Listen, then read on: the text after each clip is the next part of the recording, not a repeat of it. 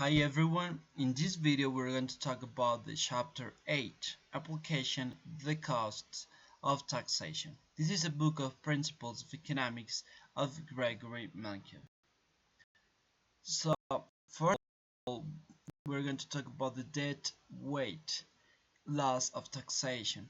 So we have to remember in chapter 6 that we represent about the effect of taxes, and mainly the taxes affect both sides. It means that it doesn't matter which side of the market is going to be charged with a tax. So I mean, if the tax is charged in the supply or in the demand, the effect is going to be paid for both sides.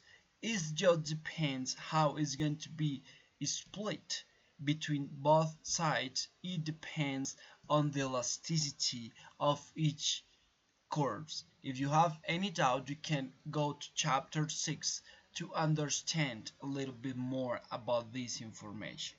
But the main point is like taxes, they affect both sides. Remember, when the tax is levied on buyers, the curve moves downward by the size of the tax. So it means that, remember that we are talking about the demand, where is when there is a shock, where is bad to the demand, automatically the curve moves downward. So this is the case of the tax. So the curve goes to the down, which means basically to the left as well. In the other side, when the tax is levied on sellers, the supply curve chips upward by the amount of the tax. So it's going to be contracted, the supply curve to the left as well, or to upward, which can be considered as well. Let's see how it works better. So here we have the supply and demand curve. We don't mind too much about elasticity. We just talk about the normal curve. Okay, so here we have the equilibrium. Okay, the equilibrium point is where the demand is exactly the same as the supply. So we have P1 and Q1. Afterwards, we experience an increase in the price, so which is given by the tax. So what is here? What is here about? So here we are not interested about a movement of the supply, which it means if it's going to be levied and supply, the curve is going to shift to upward, so it's going to be over here.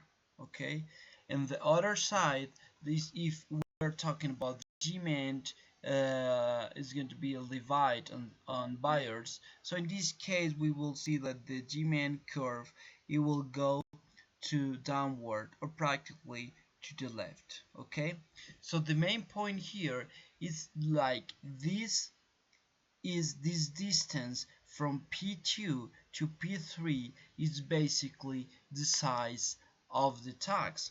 So here we have, with the tax, the consumers, they have to pay P2 instead of paying P1.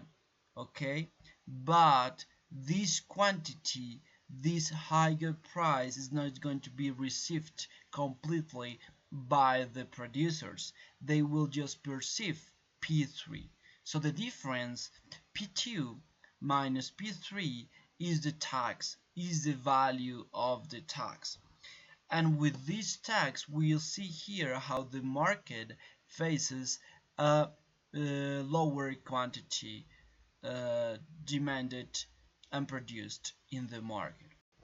So here is the quantity with tax, Q2, and Q1 without tax.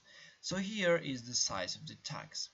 And here we have the quantity. So we can infer here, we can have here the revenue from the government. So the government revenue with the tax, which is basically how much the government charges with this one, P2 minus P3, and how many quantities the does the market uh, sell and produce, which is basically this one. So if we multiply both, we have this rectangle, which is the revenue of the government. Okay, so how a tax affects market participants. So first, we know that there is a benefit which is received by buyers in a market. So we know that they have a benefit. How we can measure this benefit from the buyer side? So basically this is measured by consumer surplus. So this is important keyword, consumer surplus. So basically the amount that buyers are willing to pay for the good minus the amount they actually pay for it. So it is basically the difference. So we know when the price is higher, this means that the consumers, they have to pay more. So if the consumers, they have to pay more, it means that they will have a less consumer surplus. On the other side, the benefit received by sellers in a market is measured by producer surplus. So we have consumer surplus and we have the other side, which is producer surplus. So this is basically the amount sellers receive for the good minus the cost. So basically they have, for example, in the initial point, they sell the goods as in a higher price, but due to the taxes, the sellers, they have to sell in a lower price. So we see here how the producer surplus is um, is less because of the tax. And the third party in this example is the government. The government, they weren't um, present in the equilibrium part because they didn't perceive any revenue, but with the tax they will have now revenue, so they are now participants in the market. So this is basically measured by T, which is the price of the tax, times the quantities the market uh, the market produces and the market buys. Okay, so here have we're going to study with a graph which is really instructive, the welfare without and with tax. So here we have the supply again, and here we have the demand. So here we have the initial. Okay, so here maybe think, okay, so here is P3. Okay, so here don't pay attention to this because actually it's kind of wrong, because here the price without tax actually is P3. Okay, here is P3. The P2 is the price paid by buyers, which is correct, and this is going to be the price which is received by the sellers. Okay, this is going to be, actually it's going to be P1. Okay, just like one order of these P's.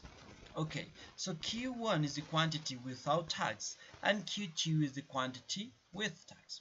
So how we can measure? Here, if you see here, we can see 1, 2, 3, 4, 5, 6 different figures inside, which is they are going to be important in order to analyze our welfare without and with tax. Here we have the first triangle, which is measure A, which is basically the cut of the demand curve with the y-axis, which is the price, and here with the P2. Remember that the P2 is the price paid by buyers, and here Q2 is they are the quantities after the tax or with tax. Here we have B, which is basically the base of this rectangle is the Q2, which is the quantities with tax, and this high is going to be measured by P2 minus P3.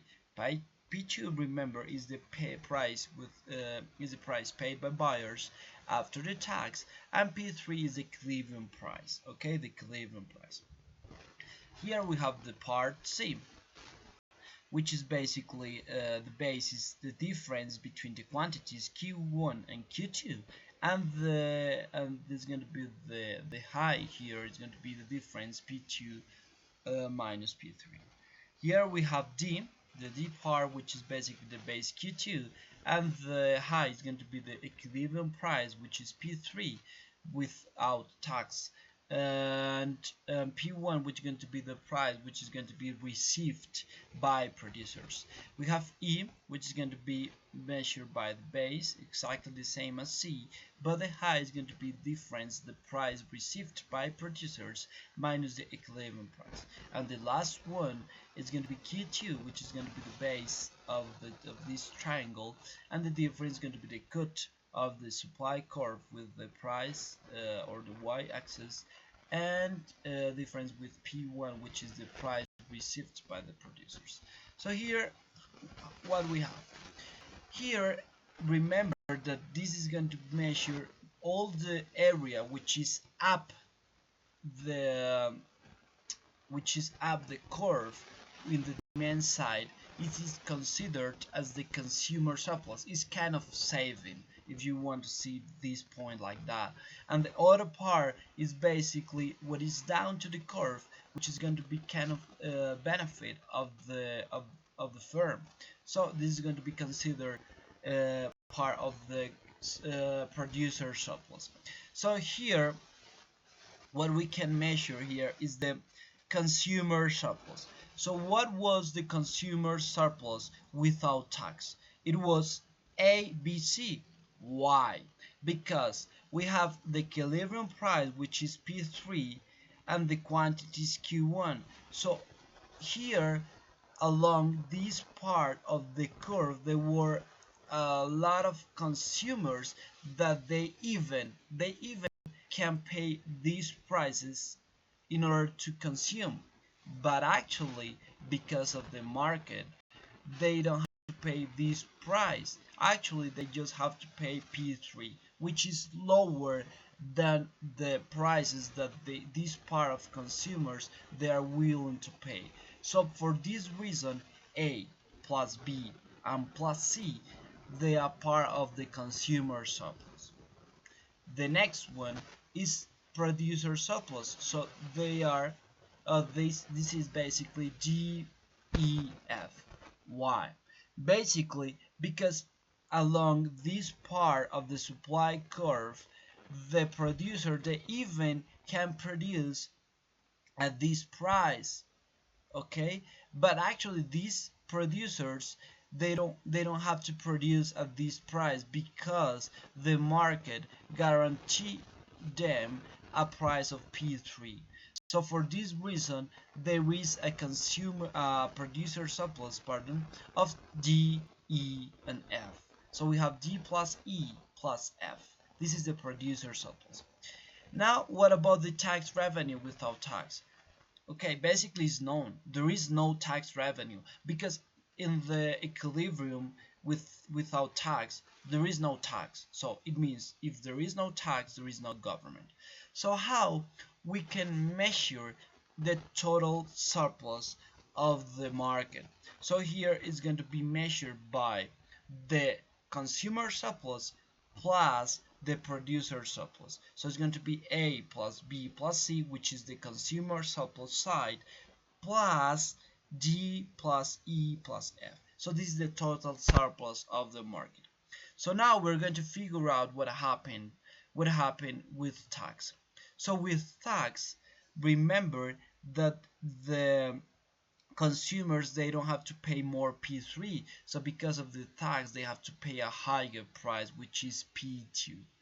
So in this part we see how just this part of the curve they are willing to pay even more for consuming this good, but because because of the market or because of the government, they don't have to pay this price. They have to pay even less, which is P3.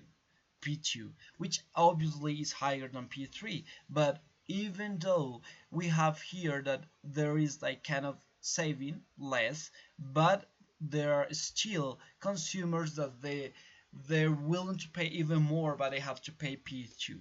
So the consumer surplus now with tax is going to be A. Now, what about the P surplus? It's going to be F. Why? Here, this is going to be the price which is going to be charged to the consumers.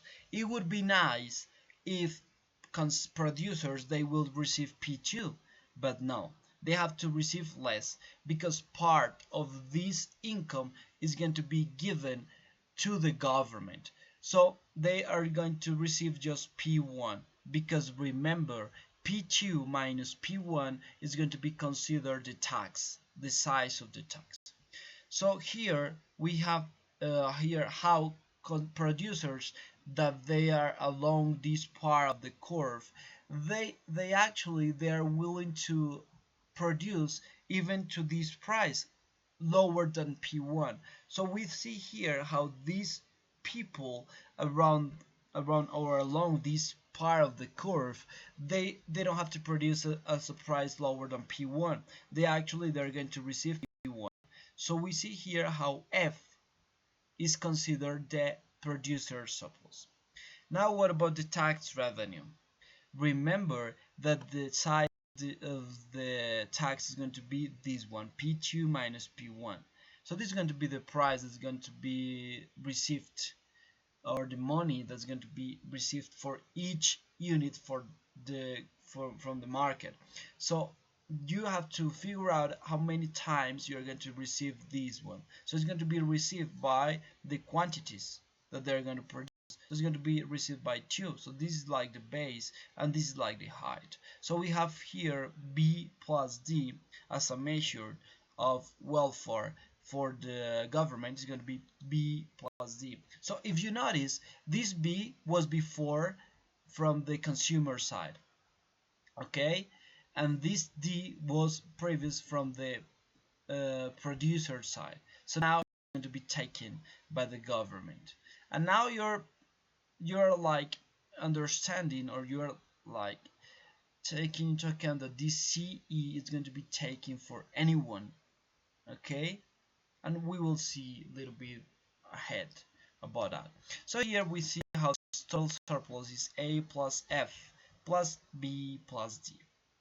And what about the change?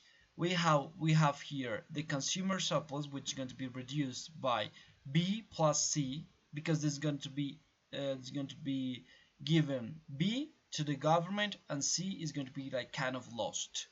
The next one is going to be producer surplus, which is going to be given D plus E is going to be the change, because they will have after the tax just F, and the government they will be the unique that they're going to be better, because they will receive B plus D.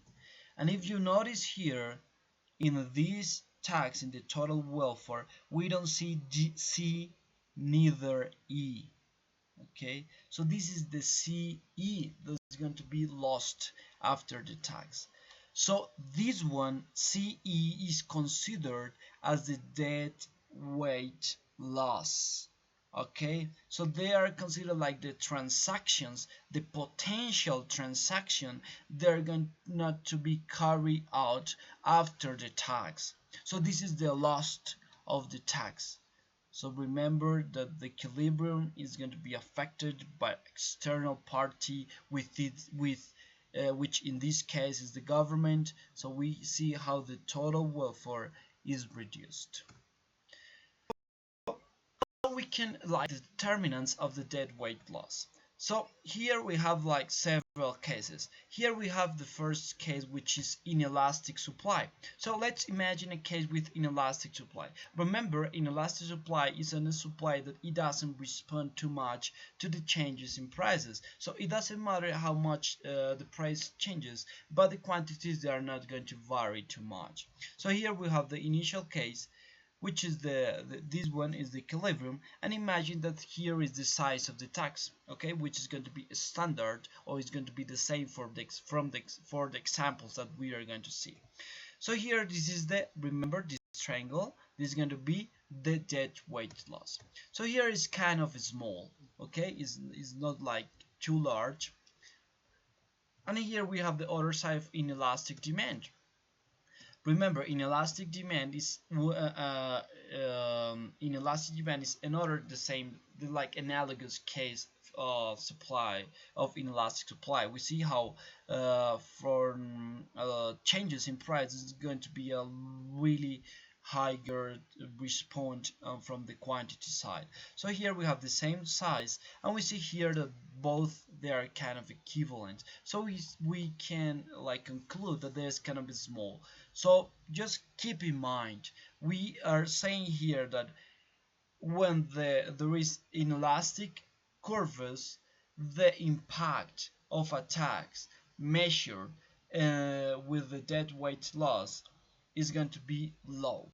But what about elastic curves? So here we have elastic curve, which is the supply. What is an elastic supply? You can figure out on the previous chapters, but basically is where when the change in price, it means that the quantities they change a lot.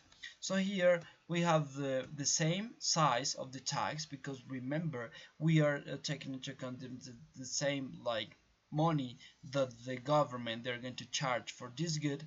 And we see here, because of the distance from this to this part is going to be more affected to quantities. So we see here, when the elastic supply, there is going to be a large dead weight loss, and in the elastic demand, sorry, I didn't change here.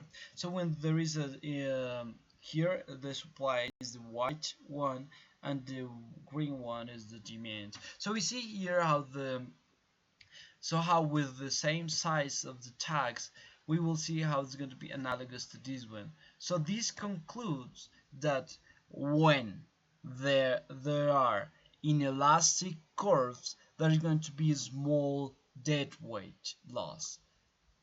But when there is elastic supply or elastic demand, we see here how with the same tags there's going to be a dead weight loss. So which basically it concludes that the total welfare of the market is going to be more affected with elastic curves.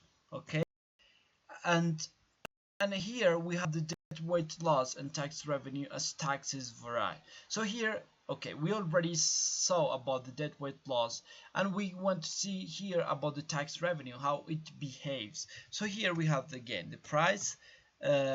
We return to the standard curves, not too elastic, not too inelastic. So here we have the supply and demand. Remember, here we have the equilibrium prices, and here we have we represented and small, this first one is like kind of a small tax. Okay, so here is the size of the tax, which is really low, and here are the quantities. We see here how the quantities they are not really affected. So here is the tax revenue, and remember this is the dead weight loss. So here we have the tax revenue, okay, which is kind of small. Here in the second case we are representing a standard tax, okay, and a standard tax, so a standard size of tax. So here we have the quantities and the dead weight loss, and this kind of median tax. So here we see here how apparently this is kind of bigger than this one. Okay, and now we're going to figure out what about a large tax. This is going to be this large tax where the size is really high, and here is going to be the revenue from the government side and the dead weight loss. So what is so interesting here? First fact, let's figure out about the tax revenue. We see here apparently when the tax it goes higher, until some certain point the tax revenue is going to be maximum. But afterwards, if you continue to charge more, more, and more, it you will finish. Actually, they are kind of equivalent, these both rectangles, so it will face a decrease. So we see here how the tax, it doesn't mean that you can charge more tax and you will receive more. No, you need to find a maximum. The government, they need to find maximum. Another important fact is about the debt uh, loss. If you see here, I don't, it maybe is not really clear, but let's think about mathematics. When you charge a higher tax, you will see here how this is a triangle, right? And the base is going to double. Okay, it's going to double, or and it's going to double. No, it's going to increase. I mean, it's going to increase. But as the base increases, the high, which is measured by Q1 by Q2, is going to increase as well. So what it means here, when the size of the tax increases here, the dead weight is going to increase higher. There's going to be like kind of a factor. So it's going to be increased higher than the size of tax. Okay? So here we can represent here through curves. Okay, the first one we're going to pay attention is going to be this one. In the x-axis we have the tax size, and this one we have the deadweight loss. We see here how when the tax size increase a little bit, the deadweight is going to increase more. And if you are into mathematics, you will see how the first derivative is going to be positive and the second one is going to be positive as well. So this is kind of a convex. So we see how when there is an increase in the tax size, it's going to be increased higher in the deadweight loss. On the other side, we see here the deadweight loss. This one is not the deadweight loss, sorry. This is the tax revenue, which is known as the Laffer curve. So as we saw before, we see here how when the tax size increases, it reaches maximum. But if you continue to charge more, there's going to be a decrease. So you have to find the optimal point. So if you are into mathematics, you will see how this curve is positive, the first derivative until here, and automatically after the curve reaches the maximum, the first derivative is going to be negative. And we will see here how if you make the second derivative, you will see that this is negative because this is a concave shape. So this is pretty much all about the chapter 8. I hope you enjoyed. I hope it's worth, and see you in the exercises. Thank you so much and great success with economics. Bye bye.